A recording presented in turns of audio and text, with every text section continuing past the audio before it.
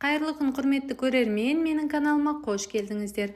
Бүгін сіздермен жаңа жылдық дастарханыңыздың сәнін келтіріп, өте дәмді әрі өте ерекше болып тұратын салаттың жасалу жолымен және де осылай ерекше етіп ұсынудың идеясымен бөлісетін боламын.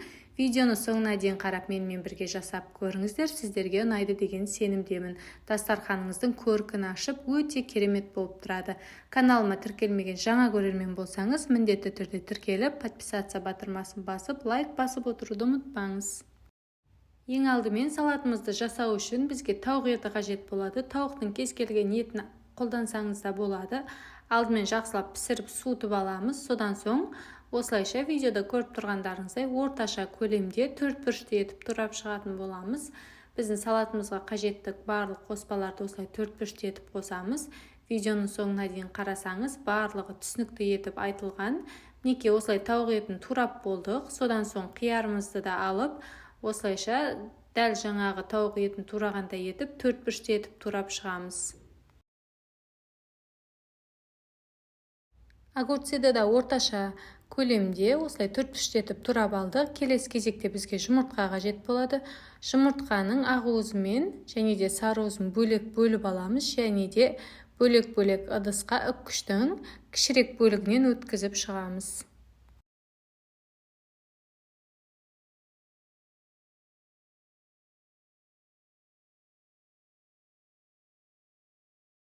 Жұмыртқаны үккіштен өткізіп алдық. Келесі кезекте бізге ірімшік қажет болады. Ірімшікті де осы жұмыртқаны өткізген үккіштің кішірек бөлігінен өткізіп шығамыз. Құрметті көрермен, видеоларым ұнап жатса, әрі пайдалы болып жатса, каналымды жоғалтып алмас үшін әрі каналымды қолдап, подписация батырмасын басып тіркеліп, әрі тегін лайктарыңызды аямай басып, пікір жазып қалдырып отыруды ұмытпаңыздар. Және де видеоны соңына дейін қарап, каналымды қолдауға үлесіңізді қоса кетіңіз.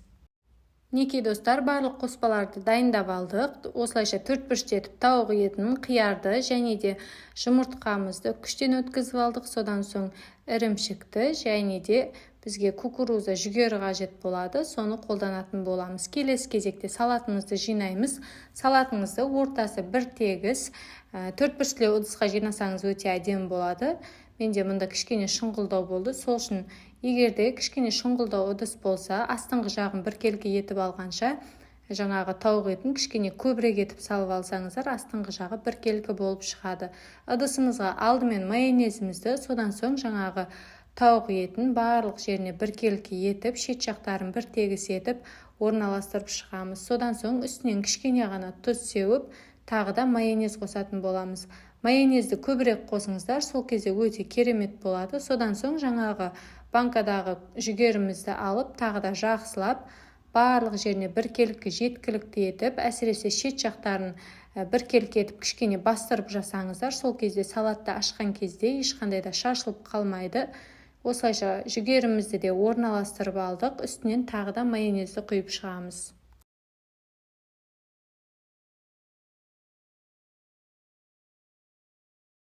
Майонезді құйып алғаннан соң қасықтың көмегімен жайып шықсаңыздар да болады, немесе қасықпен емес, жаңағы құйып жатқан кезде барлық шетіне жеткілікті етіп көбірек қоссаңыздар, арасы құрғақ болып қалмайды. Майонезді жағып алдық. Келесі кезекте ірімшікті орналастырып шығамыз. Тағы да барлық жеріне біркелкі етіп орналастырып, әсіресе қыздар шет жақтарын барлығын біркелкі етіп, шет жағына көбірек жіберіп орналастырыңыздар. Және де үстінен кішкене қабатты әр слойды қойып жатқан кезде үстінен қасықтың көмегімен кішкене бастырып шығыңыздар. Келесі кезекте қиярды орналастырып шығамыз және де үстінен кішкене ғана тұз сеуіп, тағы да бір қабат майонез жағамыз.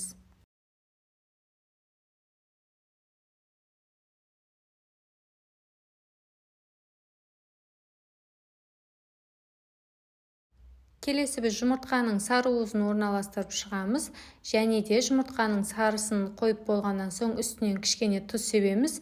Содан соң кішкене көбірек етіп майонез құйып шығамыз. Ең соңынан жұмыртқаның ақ уызын орналастырып, үстінен қасықпен кішкене нығыздап басып шығамыз. өте қатты басып жібермеңіз, кішкене үстерінен басып шықсаңыз жеткілікті. Содан соң пищевой пленканың немесе бетіне пакет жауып холодильникке қалдыра тұрамыз. Оған дейін біз бетіне сәндейтін жаңағы снеговигімізді жасап алатын боламыз. Оның да жасалу жолымен бөлісетін боламын. Видеоны соңына дейін қараңыз.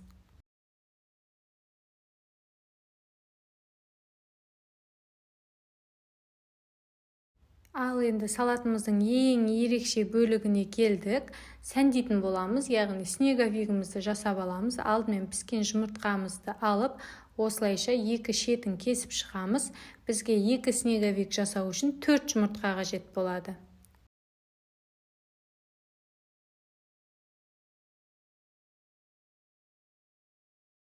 Жұмыртқаның жаңағы екі бөлігін кесіп алып тастадық. Енді трубочканың көмегімен екі көзін жасап аламыз үстіңгі бөлігінен, содан соң мұрнын тесіп шығамыз, және де астыңғы бөлігінен екі тесік жасап шығатын боламыз.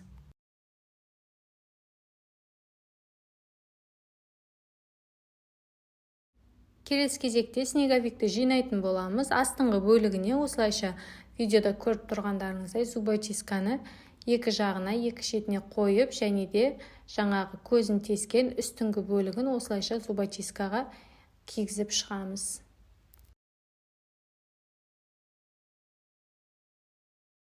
Екінші снеговикті де дәл солай жасап аламыз, және де бізге түйіршіктелген қара бұрыш қажет болады. Екі көзіне және де астыңғы бөлігіндегі екі тесікке де осы түйіршіктелген қара бұрышымызды салып шығамыз.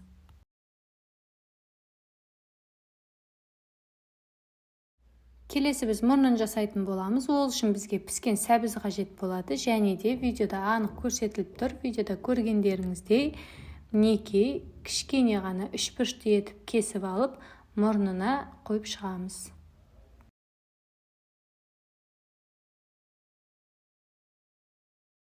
Содан соң сәбізді жіңішке етіп, домалақ етіп кесіп, және де зубочисткаға қойып аламыз. Содан соң үстіңгі бөлігіне гранат қойсаңыздар болады, әдем болып тұрады, немесе моншағы бар зубочистка қойсаңыз да әдем болып тұрады. Содан соң жаңағы жұмыртқамыздың үстіңгі бөлігіне орналастырып шығамыз.